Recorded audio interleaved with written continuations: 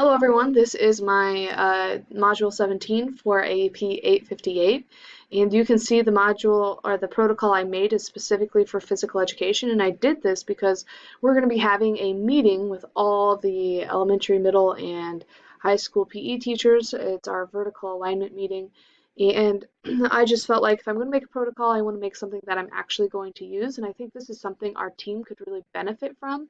So I made it specific to physical education and not necessarily just data in general. So step one is to reflect on how we have been doing it, maybe the method we've been doing it, and looking at the results and the actual scores in the past, fitness-wise, skill-wise, and we need to explore both of those and find strengths, find weaknesses, and move into step two, which is goals.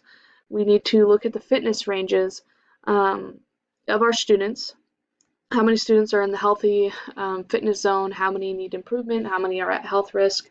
We need to look at the skills as well, and we need to decide what is reasonable growth. Is what's reasonable growth for the district, what's reasonable growth for an individual school, individual class, individual student. Those are type of questions we would explore in that step.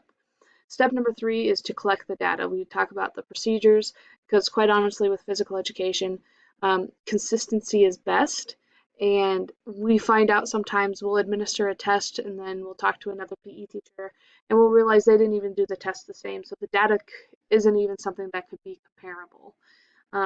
Storage, what software system, what are we going to use to where this data follows them, kinder through high school, and are there concerns?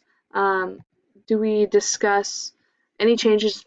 Well, we will discuss any changes that need to take place. After this, we will organize the data, aggregate the fitness score, aggregate the skill scores, and what are the trends? What are we noticing? What are the numbers showing us? After that, we are going to share our findings, kind of summarize the results, summarize the trends, and explain the strengths and weaknesses we discovered. At this point, we just need to capitalize on what we've discovered and the new knowledge we've gained and be able to share that with our district officials and be able to share that with each other and start the cycle over. Go back to reflect, goal making, collect, organize, and share. So this is something that just can be recycled or cycled through year to year, if not biannually. So that is my protocol for Module 17. Feel free to comment or ask questions, but thank you for listening and watching. Bye.